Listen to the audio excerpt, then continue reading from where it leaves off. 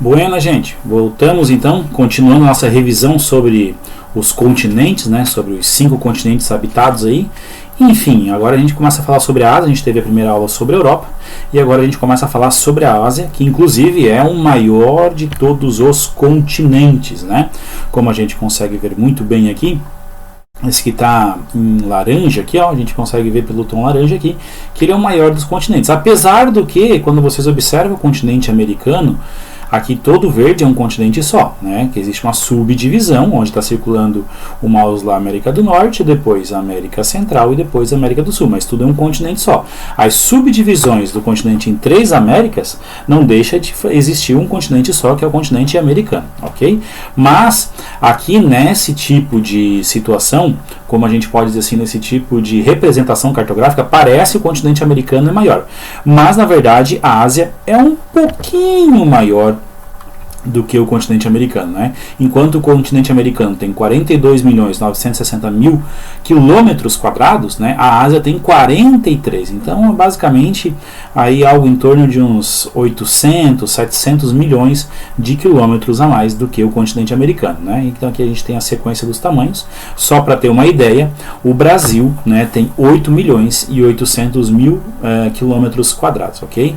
É um pouco menor do que a Oceania, né? A Oceania considera a Austrália, mais o território de Papua Nova Guiné, mais o território da Nova Zelândia, aí a Oceania como um todo ultrapassa o território brasileiro, né? Só estou lembrando vocês que o Brasil é o 5º maior país do mundo em território. O maior país do mundo em território é justamente a Rússia, né? Que a maior parte da Rússia está no continente asiático. Lembra que a gente viu a aula sobre a Europa? Nós falamos que tem 2 países específicos no mundo que pertencem a 2 continentes ao mesmo tempo. Um deles é a Rússia, né, lá onde está o mouse, ó, essa parte laranja pertence ao continente asiático e essa parte em vermelho aqui pertence à Europa, né, do país Rússia que a gente está comentando. E existe um outro país mais aqui embaixo, que a escala está muito pequena, mas é a Turquia, que uma pequena parte fica na Europa e a maior parte da Turquia fica no continente asiático, certo, gente? Então aí estão os números para vocês. Então a gente está falando do maior continente do mundo no que diz respeito à área e também à população, certo? Então a gente está vendo aqui, ó, que a população da Ásia é de 3.666.642.000. Esse número está um pouco desatualizado, a gente já vai ver um número mais adiante, que é mais atualizado, que se eu não me engano é do ano de 2019 ou até mesmo do ano de 2020, certo? Então a gente tem aqui as populações, né? O tracinho aqui na Antártida é porque não existe população na Antártida, né? Certo? Só existem pessoas que vão lá fazer pesquisas, mas não há uma população fixa na Antártida. Se vocês quiserem dar um pause para olhar aí esse quadro é bem interessante, que mostra para nós uma relação entre o tamanho dos continentes e a população que existe em cada um deles, né? Então o continente asiático, como ele está disposto aqui no mapa, aqui a gente já tem uma representação cartográfica um pouco diferente daquela que a gente viu ali em cima, certo? Trazendo para nós mais uma informação, quais são os limites do continente asiático. Então a leste ele se limita com o Oceano Pacífico, ao sul com o Oceano Índico, a oeste com a Europa e a África, né? E aqui também tem o mar Mediterrâneo, e ao norte com o mar glacial ártico, né? Aqui está glaciar, mas é porque está, se eu não me engano, em espanhol, ok? Então oceano glacial ártico ou também mar glacial ártico, também como pode ser encontrado em alguns mapas, certo? Então vocês viram aí a localização e a gente já teve então a percepção do tamanho do continente asiático, ok? Agora eu trago para vocês aqui uma imagem que demonstra a divisão política, ou seja, o território que cada um dos países asiáticos comporta, né, dentro do seu continente. Então, chamando a atenção de novo, a Rússia, o maior deles, né?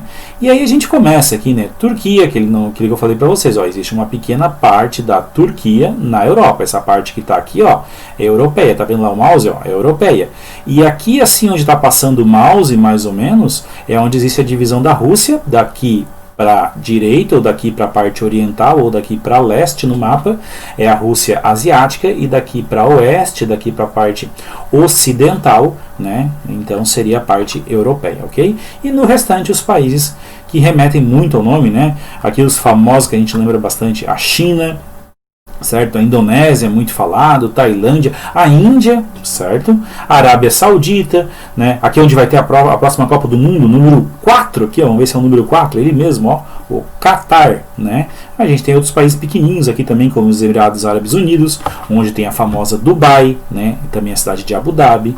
E aí tem uma série de países aqui que chamam um pouco a atenção, que eu já vou comentar sobre isso com vocês, que é esses países que terminam com a letra A aqui, ó. Cazaquistão, Uzbequistão, Turcomenistão, Afeganistão, Quirguistão, Paquistão, aí tem o 7 aqui, que é o 7... Tadiquistão. Né? Então tem muitos países com um aí que é estranho, né? Mas existe uma explicação para isso. Por quê? Um país que eu não falei para vocês aqui, que também que é muito famoso, fica na Ásia, é o próprio Japão, né? Uma das maiores economias do mundo, apesar de seu pequeno tamanho, mas essa questão econômica muito forte no mundo se deve principalmente ao grande aparato tecnológico que esse país possui, assim como a gente também aqui a Coreia do Sul. E não menos importante, porque sempre se fala muito nela quando tem questões de conflitos e tal, se fala muito da Coreia do Norte. Certo, gente? Então essa aí é a divisão política do continente asiático. Agora a gente já está se situando um pouquinho aí, né? E vamos continuar falando da subdivisão regional. Porque assim como a gente tem na América, América do Norte, América Central e América do Sul, a gente também tem uma subdivisão regional de acordo com a localização geográfica. Ok? Então a gente tem a Ásia Setentrional, que é basicamente a Rússia. Certo? Ok? Aqui é basicamente a Rússia, é a Ásia Setentrional. Aí existe uma Ásia Central, né? Uma Ásia Central, que é onde ocupa grande parte daqueles países que terminam com ão, né? Como a gente viu, Uzbequistão, Cazaquistão, Turcomenistão e assim por diante, né? O Oriente Médio, né, muito famoso pelas questões dos conflitos e a questão da grande exploração de petróleo que existe nessa região. O Sudeste Asiático, ok, onde comporta aqui a Índia, aqui do ladinho tem o Paquistão, aqui mais pertinho também tem o Irã, certo? A Ásia Meridional, sempre que se fala em meridional, se refere ao sul da Ásia, a palavra meridional é sul, se fosse norte seria setentrional, então aqui está o contrário, ó, setentrional norte, meridional sul, ou poderia ser Ásia Boreal, que boreal também significa hemisfério norte, e aqui daí seria Ásia Austral, que austral se refere ao hemisfério sul. O Extremo Oriente, né? Onde a gente tem aí a galera dos olhos puxados, mais comum a gente lembrar deles, né?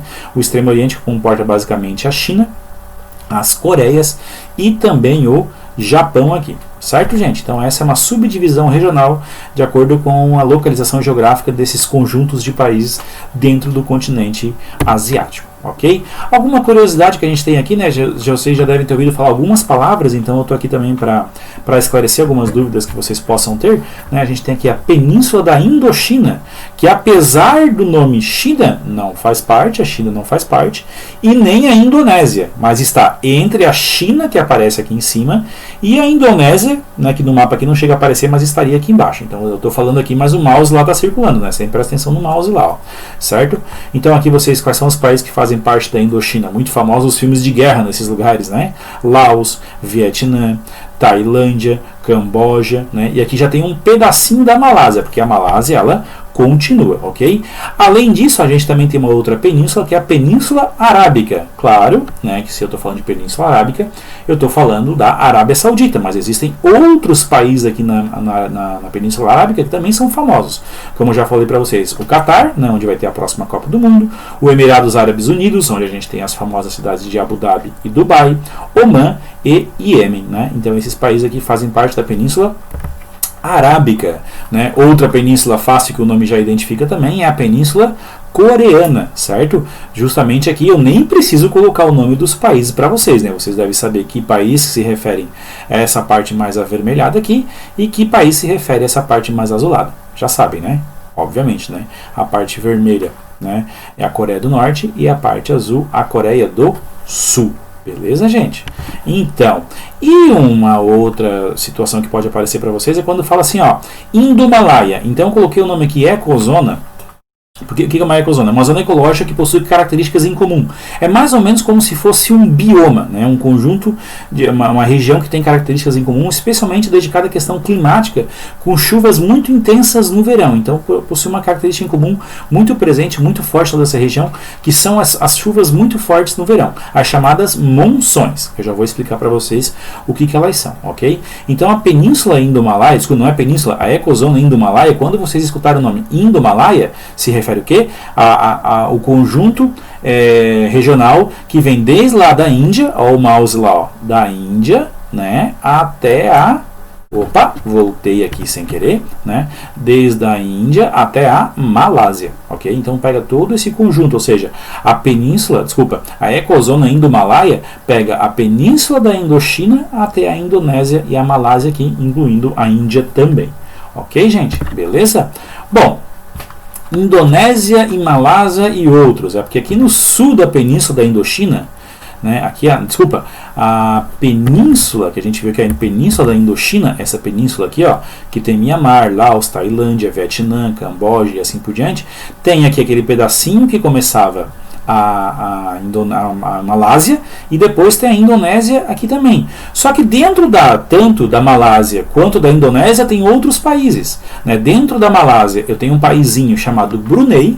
Não sei se vocês já ouviram falar, mas se quiserem ver uma coisa bem interessante, coloca no Google Sultão de Brunei. Vocês vão ver as loucuradas, né, de um dos homens mais ricos do mundo, porque ele está em cima de um principado, ou seja, ele é dono daquele território. É um país, né, é reconhecido. Ele é dono de um território dentro da Malásia, independente, aonde tem a maior parte do petróleo daquela ilha. Então o petróleo é todo dele, né? A população é extremamente pobre, mas o petróleo é todo dele. E ele é bem extravagante, certo? Então olha aí no Google e vocês vão achar coisas muito interessantes sobre o Sultão de Brunei, ok? Então aqui está a Malásia dividida em duas ilhas, ok? E aí vocês têm um outro país aqui que é a Indonésia. Ok? A Indonésia também é dividida em um monte de ilhas que tem aqui. E dentro da Indonésia eu tenho um outro país chamado Timor-Leste. Tá em inglês aqui, né? East Timor.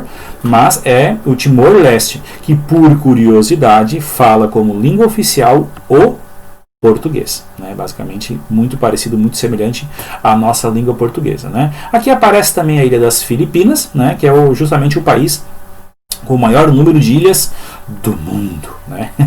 Um país com o maior número de ilhas do mundo é as Filipinas, ok, gente? E nesse cantinho do mapa aqui aparece ainda o finalzinho da Indonésia e tem uma linha reta. Essa linha reta, na verdade, é essa linha que aparece aqui no mouse, ó, onde essa ilha divide o território com outro país, só que esse outro país chamado Papua Nova Guiné, tá em inglês, ó, Papua New Guineas, na Guiné. Na verdade se chama Papua Nova Guiné, certo? Faz parte do continente da Oceania. Então quando eu falar em Oceania, a gente vai falar de novo desse nome estranho aqui, mas é um país chamado Papua Nova Guiné, tá? Então aqui termina a Indonésia, termina o continente asiático e aí começa um outro continente que é a Oceania. Beleza, gente? Bom, curiosidade dos países terminados em ão que a gente falou, né? Aqui está em inglês, mas basicamente é por causa da explicação que eu botei em inglês aqui, ó, Cazaquistão, Uzbequistão, tal, mas esse an aqui, no nosso português, é o ão, né? Então seria Cazaquistão, Uzbequistão, Turcomenistão, Quirguistão, Tadiquistão, Afeganistão e assim por diante. Então aqui eu coloco a explicação para vocês do porquê, tá? O sufixo estão vem da língua persa ou farsi, que já na era falada do século VI a.C., né? A raiz istan, o que é a raiz istan? É o istão, é o ão, né, que está aqui em cima, significa, né, tem como significado o nome dos povos pré-iranianos que viviam nesses locais, seguidos do sufixo. Ou seja, explicando em outras palavras, Cazaquistão. O que é Cazaquistão? O tão é a terra dos cazaques. Entendeu? Então sempre que tem o tão, quer dizer, é a terra dos. Então, por exemplo, o que é o Turcomenistão? É a terra dos turcos. Né? O que é o Afeganistão? A terra dos afegães. Entendeu? Então o ão, né, vem de uma questão de linguagem. Né? A mesma coisa quando a gente tem, por exemplo, quando a gente vê se eu não me engano, a seleção holandesa, né, os jogadores holandeses começam muito o nome com Van der Vaart, Van der não sei o que, Van Mozart. O Van é filho de, né, por isso que a maioria dos nomes começa com Van, e na linguagem deles o Van significa filho de, né, filho de Vaart e assim por diante. Beleza? Entendido então? Vamos para a próxima aí. Bom, a gente tem agora aqui o mapa físico do continente asiático, né? Então, se a gente está falando em mapa físico, basicamente a gente está prestando mais atenção no relevo, certo? Então, quando a gente olha aqui o relevo do continente asiático, chama atenção essa parte central, né? Um mapa de relevo, geralmente, ele traz para nós uma informação através das cores, que quanto mais escura for a cor, mais alto é o lugar. E aí, se eu bater o olhinho lá no meio, já bati o olho lá, ó, Himalaia, ok? Então, eu tenho aqui uma cadeia de montanhas, né? Sempre que é um conjunto de montanhas, o coletivo de montanhas é cadeia, então uma cadeia de montanhas, e dentro dessa cadeia de montanhas eu tenho justamente o ponto mais alto do mundo. Até vou ter que me aproximar aqui para ver bem certinho, 8.848 metros, ou seja, são 8 quilômetros e 800 metros de altitude do Monte Everest. Essa aqui é uma imagem de uns raros dias que o Monte Everest está limpo e consegue ser fotografado, né? Então esse pico aqui ele tem 8 quilômetros de, mais de 8, né? 8,8 quilômetros de altitude. Então essa cadeia de montanhas, lembrando que, como você já deve ter visto em geografia, né, deve lembrar aí, quando eu falo em montanhas, eu estou falando de choque de placas tectônicas, o que leva eu a pensar que essa área avermelhada mais escura aqui, certo, é suscetível ao acontecimento do quê? De terremotos. Ok? Bom, quando a gente chegar lá no Japão, a gente também vai falar sobre terremotos novamente, porque no Japão, né, o que provoca os terremotos não é bem dizer a proximidade com montanhas, mas tem a ver também com a proximidade com o encontro de placas tectônicas, certo? Então eu chamo a atenção aqui mais a questão do próprio Himalaia, né? Lembrando que a gente está fazendo uma revisão bem geral dos continentes e trazendo aí a localização dos principais pontos a serem lembrados de cada um deles. Certo, gente? Bom, o clima no continente asiático, né, como é o maior dos continentes, também tem uma variedade bem grande, porque tanto o Círculo Polar Ártico, quanto o Trópico de Câncer, quanto a linha do Equador, né, essas três linhas que classificam primeiramente o clima de acordo com a localização geográfica em 2 ou 3 zonas climáticas, mas tem mais a umidade, tem mais a altitude, tem mais as correntes de vento, então tudo isso influencia para que o clima seja bem diversificado, não só a localização geográfica, mas outros aspectos também fazem a gente ter uma classificação climática bem diversificada. Número 1, clima equatorial, bem na linha do Equador, né? Rodeado por oceano, quente o ano inteiro, chuvas intensas, né? Então basicamente um clima muito úmido, né? A gente tem um tropical úmido que começa no 2. Qual seria basicamente a diferença do tropical para o equatorial? O tropical ele já começa a ter uma pequena variação das temperaturas ao longo do ano, porque a distância em relação ao Sol, ao longo do movimento de translação da Terra, tem horas que está mais próximo, tem horas que está mais afastado. Só que, claro, quem está no trópico de Câncer mais afastado aqui, essa diferença vai sendo maior e as diferenças climáticas ao longo do ano também vão sendo maiores. Então, como aqui já é uma área ainda próxima da linha do Equador, a variação climática ela é pequena. Ou seja, são 4 estações não muito bem definidas, no sentido de que o verão é quente, mas o inverno não é tão frio, né? Nós aqui em Santa Catarina nós temos 4 estações bem definidas. Nós temos um verão bem quente e nós temos um inverno bem frio, certo? O que seria um tropical seco, como a gente vê aqui o número 3, né, nessa área amarela mais clarinha. O próprio nome já diz, ou seja, já tem uma pequena variação de temperaturas ao longo do ano, mas a ocorrência de poucas chuvas. Aquela que quase inexistem seria um clima, então, desértico, né? Como a gente tem aqui o grande deserto da Mongólia, que é o número 4, o grande deserto de Gobi, que aparece aqui nessa região aqui também, esse amarelo mais clarinho aqui, quase que um cremezinho, certo? Climas temperados. O que é um clima temperado? Aí a gente já parte para um clima com 4 estações bem definidas mesmo. A gente tem um clima continental. O que é um clima continental? A gente falou quando falou sobre a Europa, né? É um clima com 4 estações bem definidas, mas que existe um período um pouco mais, digamos assim, seco, né? Não tão úmido, porque está mais para o interior do continente e mais afastado do oceano. Ok? E o número 6, Mediterrâneo. O número 6, Mediterrâneo, é um clima parecido com o clima mediterrâneo da Europa, ou seja, que existe um período mais ou menos bem classificado, um período de chuvas e um período de seca, né, que é parecido com o que tem na savana africana, digamos assim. Existe um período de chuvas e um período de seca. E depois partimos para os climas frios, que é o próprio polar, por estar na zona polar, e o frio de montanha, né, justamente o número 8 aqui, que coincide com a localização, obviamente, dos pontos mais altos do continente asiático. A gente está falando do Himalaia, né? E existem outros pontos mais altos aqui afastados também, e também vão se referir ao clima de montanha, ou seja, um frio mais intenso ao longo do ano, certo? Como eu falei para vocês, existe uma palavrinha que é muito comum quando tem a época de chuvas no sudeste asiático. né, na parte sul do continente asiático, onde pega ali a Índia, onde pega a península da Indochina. É muito comum ter chuvas muito intensas no verão. Aliás, não sei se vocês lembram, na Copa do Mundo de 2018, isso, Copa do Mundo de 2018, um pouco antes de começar a Copa do Mundo, teve um grupo ali de meninos que fazia parte de um time de futebol e que foram fazer um lanche, foram fazer uma comemoração, foram dar uma saída ali e tal, entraram numa caverna e começou o período de chuvas e eles acabaram presos, né? Se não me engano, até o nome do grupo era o Javalis. Vocês lembram dessa história?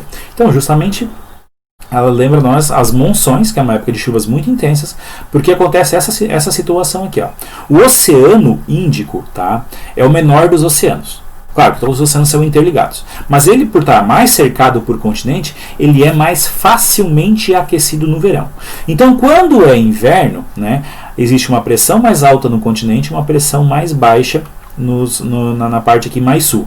Então existe um envio de ventos do continente para o oceano. Quando existe esse envio de ventos do continente para o oceano nessa região, está enviando o quê? Vento mais seco, né? Com baixa umidade. Quando vem o verão, acontece o contrário, porque as águas conseguem ser aquecidas mais facilmente por ter uma concentração menor e está mais circulado por continentes. Então a alta pressão passa a atuar sobre o oceano e a baixa pressão no continente. Então o vento sempre se origina da alta pressão para a baixa pressão. É assim que funciona. E como ele vem sobre o oceano, o que ele vem trazendo consigo? Umidade. Então por isso que o inverno, o verão no sudeste asiático, ele é muito chuvoso, com chuvas muito intensas mesmo, né? Então lá existe o período das monções. Agora é o período das monções, estão se referindo ao período de chuvas muito intensas, especialmente chuvas de verão, aquelas chuvas torrenciais que duram alguns minutos, mas que pela quantidade de água que caiu naquele pequeno espaço de tempo, não há muito tempo, por exemplo, para o solo absorver, né? E a água acaba escoando pela superfície, provocando inundações. Ok, gente? Bom, agora a gente chega na parte de vegetação, que a gente vai se referir basicamente aos biomas, né? Porque quando a gente fala em vegetação, a gente está se referindo basicamente àquela região que tem características em comum quanto à questão climática, né? E a questão um pouco geológica, composição geológica aí do terreno e assim por diante. Bom, vocês lembram um pouquinho, né, do mapa que a gente acabou de ver sobre o relevo. Olha só como o mapa de vegetação, ele basicamente acompanha, o relevo e o clima, né? O mapa de vegetação, ele basicamente acompanha esse misto de relevo e clima. Então o que eu vou encontrar na Europa? Eu vou colocar aqui em sequência, né, de acordo com a sequência que vocês estão vendo aqui, vão aparecendo as imagens e vocês vão relembrando os biomas que vocês já devem saber aí, né, que existem sobre a superfície da Terra, ok?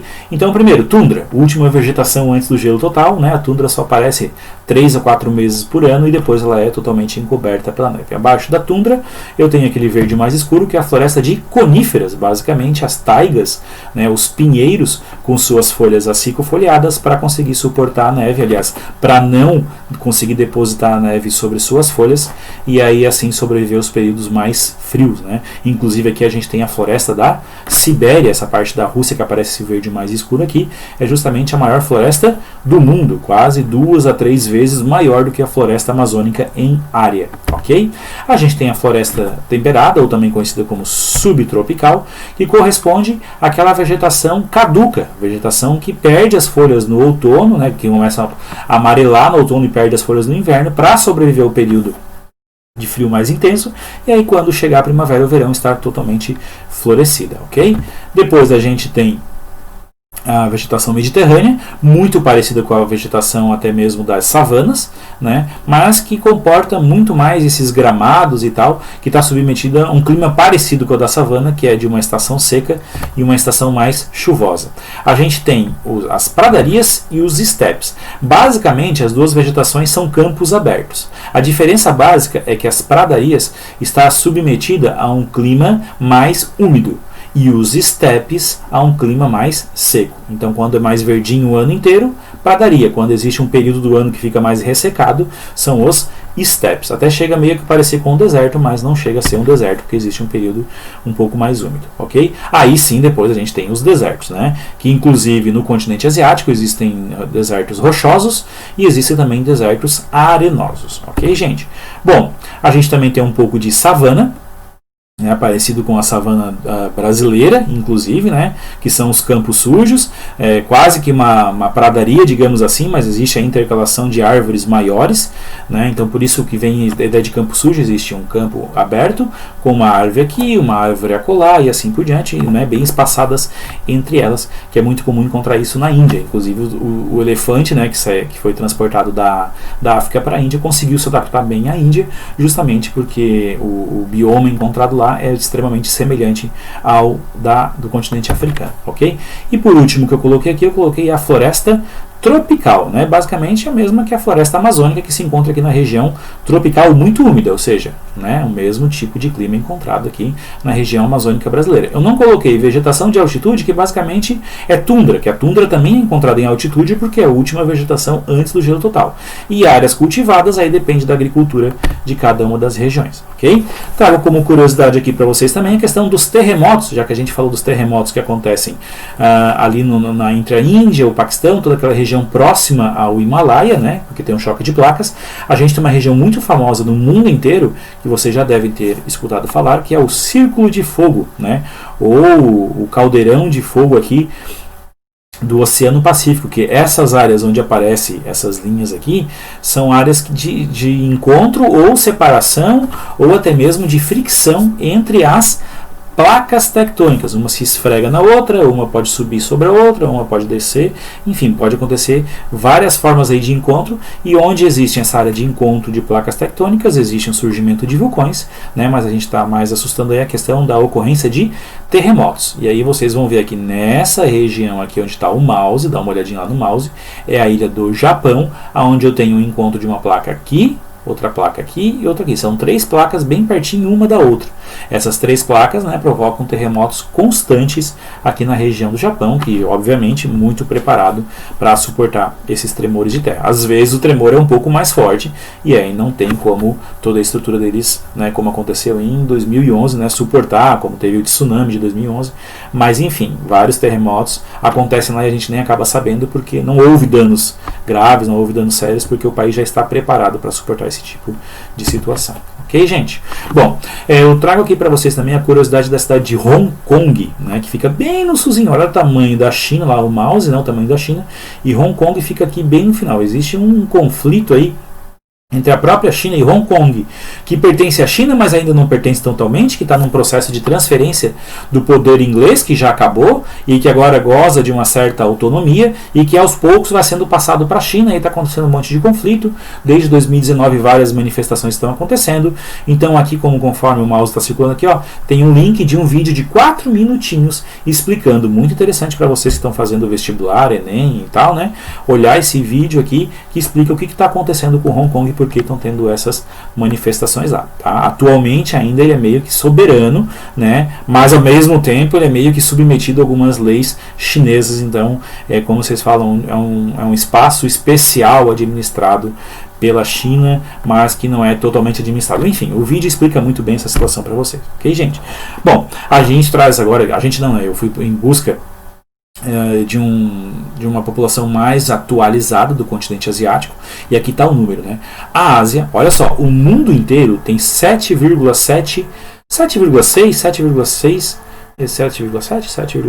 bilhões de habitantes. Então aqui, ó, o mundo tem aproximadamente 7,6 bilhões de habitantes. Só a Ásia, sozinha, um dos 5 continentes, tem 4,6, aqui o mouse, 4,6 bilhões de habitantes.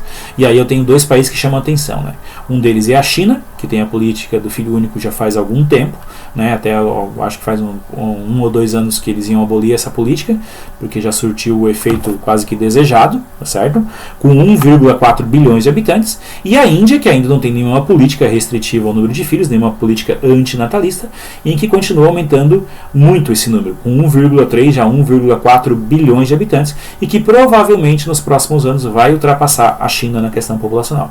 Depois eu tenho a Indonésia, que é justamente o 4º país mais populoso do mundo. O 5º país mais populoso do mundo é o Paquistão, né, que antes esse número era ocupado pelo Brasil. Então vamos lá, ó. China, país mais populoso do mundo. Índia, Desculpa, China, Índia, país mais. China, eita, travou aqui. Vamos lá então, ó. China, país mais populoso do mundo. Índia, segundo país mais populoso do mundo. Indonésia, quarto país mais populoso do mundo, porque o terceiro é os Estados Unidos, com 330 milhões de habitantes. Paquistão, quinto país mais populoso do mundo, que ultrapassou o Brasil agora em 2020 no número populacional, porque o Brasil tem 215, 216 milhões de habitantes, ok? E aí uma sequência de países, né, que tem áreas muito pequenas, mas que são muito populosos, a exemplo até mesmo do próprio Bangladesh, né, que é um país, se eu não me engano, com a maior concentração populacional de acordo com o território, ou seja, a densidade demográfica mais elevada do mundo, né? Então, quando eu falo densidade demográfica, eu não estou falando de população total, mas eu estou falando de número de habitantes por quilômetro quadrado. E Bangladesh está aqui em escuro aqui, ó. Bangladesh está bem aqui, ó. Aqui tem um país com um nome engraçado, né? O Butão, né?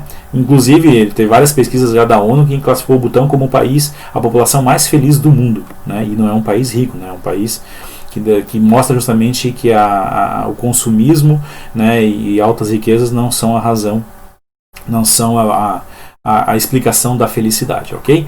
Mas enfim, voltando aqui ao assunto, Bangladesh e Índia, né? Pode ver que até a China, por que a China está aqui se é o país mais populoso do mundo? É porque a China tem uma população muito grande, mas tem um território também muito grande. Então, quando eu pego a população total e divido pelo território, a concentração populacional não é tão grande igual da Índia, não é tão grande igual do Bangladesh, não é tão grande igual do Camboja e assim por diante. Certo, gente? Então aqui a gente tem uma questão da densidade demográfica. Olha só como a Rússia também aparece em amarelo clarinho aqui, né?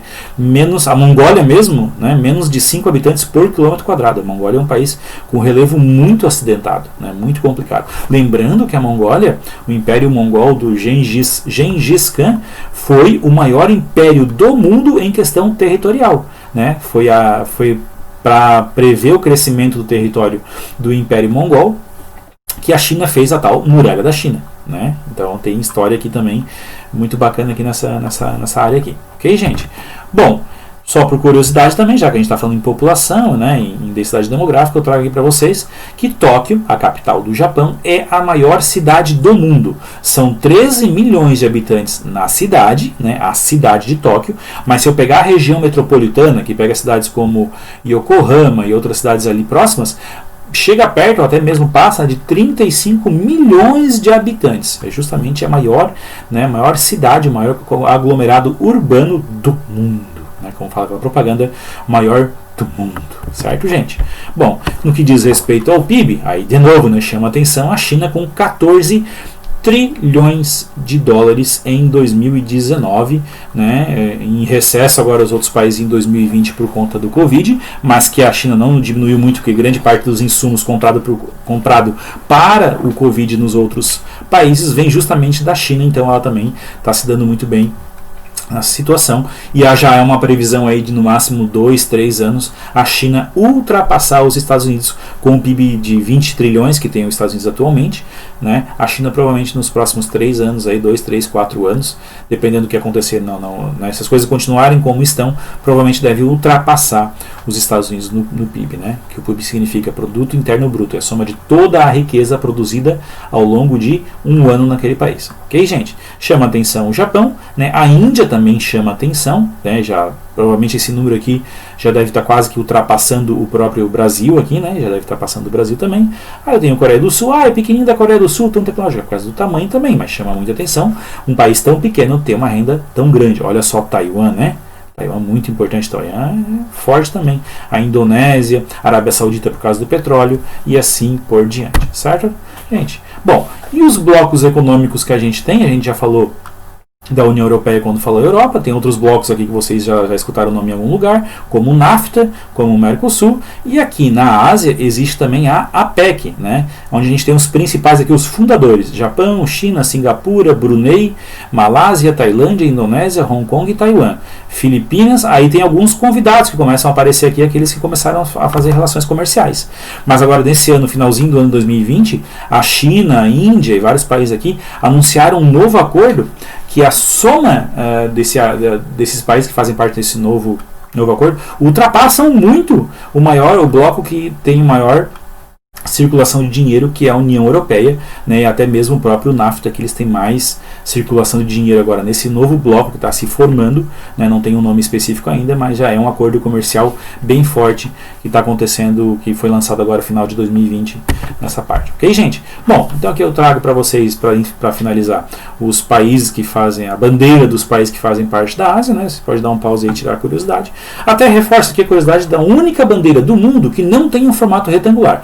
Apesar, lá o mouse, apesar de ter esse formato retangular aqui meio escurecido, a bandeira do Nepal, que fica ao norte da Índia, ao sul da China, ela justamente é a única bandeira do mundo que não tem formato ou quadrado ou retangular.